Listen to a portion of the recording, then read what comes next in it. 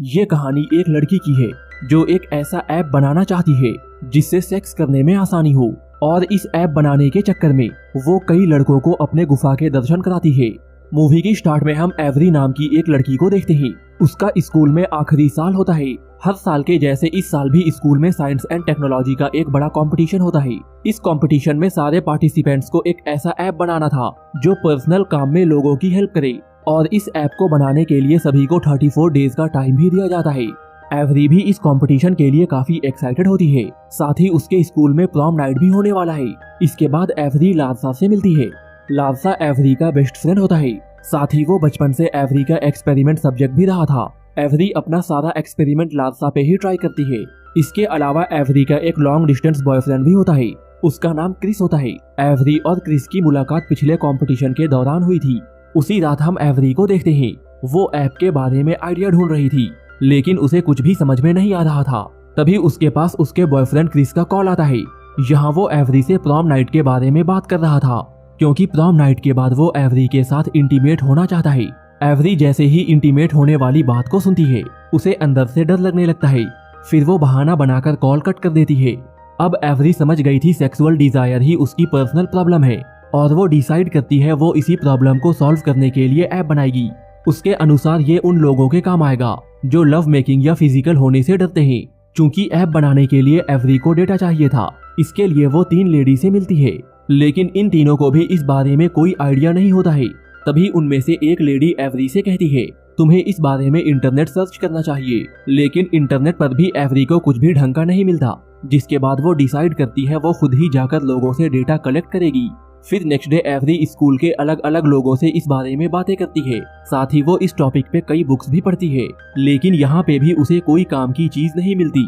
इसके बाद एवरी अपने दोस्तों के पास जाती है और उनसे उनके सेक्सुअल डिजायर के बारे में पूछती है, लेकिन सबका आंसर अलग अलग होता है, जिससे एवरी और भी कंफ्यूज हो जाती है।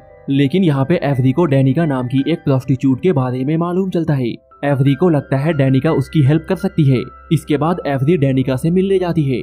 डैनिका को सारे टाइप के लोगों के साथ इंटीमेट होने का एक्सपीरियंस है, और वो अपनी सारी नॉलेज एवरी के साथ शेयर करती है।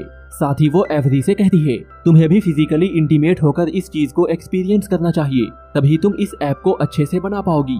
उसी रात एवरी खुद को प्लेजर देने का ट्राई करती है, लेकिन वो ऐसा नहीं कर पाती। फिर एवरी को लारसा की याद आने लगती है, क्योंकि लारसा बचपन से ही एवरी का एक्सपेरिमेंट सब्जेक्ट रहा है। नेक्स्ट डे एवरी लारसा से सबके सामने कहती है, मैं तुम्हारे साथ इंटीमेट होना चाहती हूँ। ये सुनकर लारसा शॉक्ड हो जाता है। फिर वो एवरी को साइड में ले जाकर उससे पूछता है, तुम्हें मालूम है तुम क्या बोल रही हो? इस पर एवरी उसे सारी बातें समझाते हुए कहती है, मैं ऐप बनाने के लिए ये सब कुछ कर रही हूँ। ये सुनकर लारसा एवरी से कहता है, मैं तुम्हारे साथ इंटीमेट नहीं हो सकता। ये सुनकर एवरी लारसा को मनाते हुए कहती है, तुम्हें बस रोमांस ही तो करना है। यहाँ पे लारसा एवरी को फिर से समझाने का ट्राई करता है, लेकिन इतने में एवरी अपना टॉप ऊपर कर लेती है। एवरी के मोमोज देखकर लारसा उसकी बात मान जाता है। इसके बाद हम इन दोनों को लारसा के घर पे देखते हैं। यहाँ पे दोनों स्टेप बाय स्टेप सारी चीजें करने का ट्राई करते हैं। पहला स्टेप होता है किस करना। यहाँ पे दोनों एक दूसरे को किस करते हैं, लेकिन एवरी को कोई फीलिंग नहीं आती। मूड बनाने के लिए लारसा म्यूजिक ऑन कर देता है। इसके बाद वो एवरी के पास जाकर उसे चूमने लगता है। एवरी का मूड बनाने के लिए वो उसे यहाँ वहाँ टच करने लगता है। लारसा के इस हरकत से एवरी को काफी अजीब लगता है, और वो उठकर वहाँ से चली जाती है। घर जाने के बाद वो आज के सारे एक्सपीरियंस को ऐप में लोड करती है। नेक्स्ट डे वो फिर से लोगों से पूछती है घपाघप के दौरान उन्हें किस चीज से खुशी मिलती है, जिस पर सब कहते हैं चूसने में। इसके बाद वो डिसाइड करती है वो लारसा का चूसेगी। इसके बाद वो लारसा के पास जाकर उसका चूसने लगती है। ये फीलिंग पाकर लारसा 7वें आसमान में पहुंच जाता है। लारसा खुद भी एवरी का चूसना चाहता था, लेकिन एवरी बहाना बनाकर वहाँ से लौट जाती है। अब कंपटीशन में केवल 16 दिन ही बचे थे, और एवरी का ऐप अभी तक तैयार नहीं हुआ था। उसे लग रहा था वो कुछ ना कुछ मिस कर रही है। इसके बाद एवरी फिर से डैनिका के पास जाती है।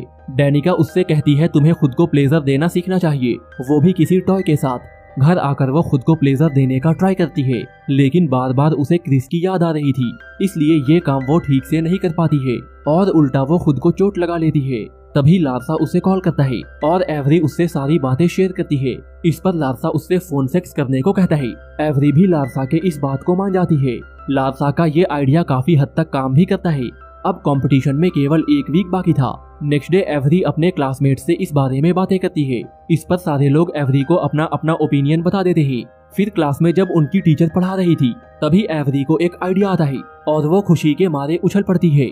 अब एवरी को अपने ऐप के बारे में कंप्लीट डेटा मिल गया था और उसे बस उन डेटा को फिट करके लारसा के साथ रोमांस करना था। फिर वो लारसा के पास जाकर उसके साथ इंटीमेट होना शुरू हो जाती है। इसके बाद एवरी अपना ऐप बना लेती है। ऐप कंप्लीट होने के बाद एवरी काफी खुश होती है और वो अपने ऐप का नाम सेक्स अपील रखती है।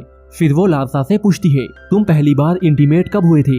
इस पर लारसा कहता है, मैं तब तक किसी के साथ इंटीमेट नहीं हो सकता जब तक मेरे मन में फीलिंग ना हो, और मैंने पहली बार तुम्हारे साथ ही किया है।